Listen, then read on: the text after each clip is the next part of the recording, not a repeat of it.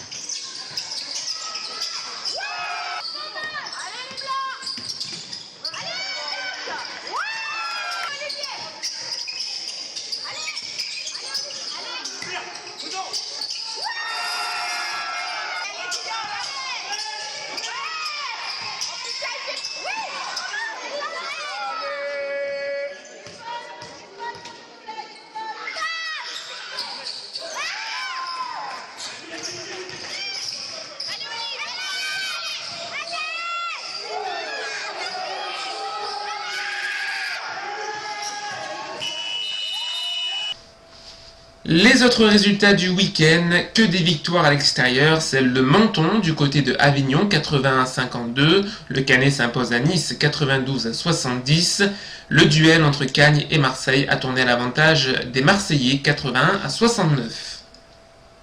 Le SMUC est donc seul en tête, poursuivi par 4 équipes à 9 points. Dans la zone rouge, aucune des 3 formations n'a gagné. Prochaine journée, les équipes à 9 points s'affrontent, le Canet reçoit Venelle et Cannes-sur-Mer se déplace à Menton. Excellent résultat pour les filles de Christelle Jouandon qui reviennent de Tarbes avec un précieux succès. Saint-Jean-de-Muzols s'est à nouveau incliné 48-58 contre Saint-Chamond. La sensation du week-end, c'est la victoire de Monaco face à Voiron d'un petit point. Olympique Savoie ne s'est pas déplacé. Coup d'œil sur le classement, il n'y a plus d'équipe invaincue, Bourges et Saint-Laurent gagnent des places tandis que Saint-Jean-de-Muzols reste relégable. Prochaine journée le 25 octobre, les Laurentines recevront Latte Montpellier à 17h, Saint-Jean-de-Muzols ira défier Voiron. En ERF, 3e succès des Laurentines, elles jouaient mercredi au lycée Apollinaire contre l'Entente niçoise, qu'elles ont battu sur le score de 54-47. Elles seront exemptes la prochaine journée. Jeudi soir, les cadets 2 de Sébastien Coanus disputaient leur 2e rencontre de la saison. Après une large victoire contre le GSEM, les Laurentins ont rencontré une plus grande opposition avec la Trinité.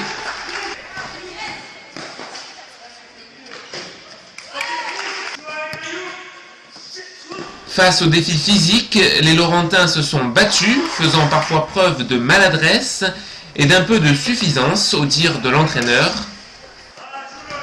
Mais les partenaires d'Ayoub Adoumi ont également réussi de beaux gestes techniques.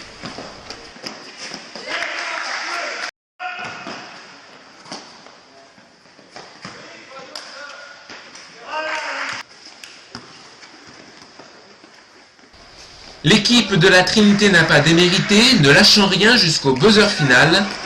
Les Laurentins s'imposeront finalement de peu 61-51. Face à des adversaires de plus gros calibre, il faudra faire mieux. Sébastien attend de ses joueurs davantage de rigueur en match comme à l'entraînement. Le programme pendant ces vacances, les NF2 joueront samedi prochain à 17h contre Lac Montpellier. Prochain match à domicile des garçons, ce sera le 1er novembre face à Hyères-Toulon. En attendant la reprise des championnats, les parents sont invités à venir se former à la table de marque dès ce mercredi en salle E.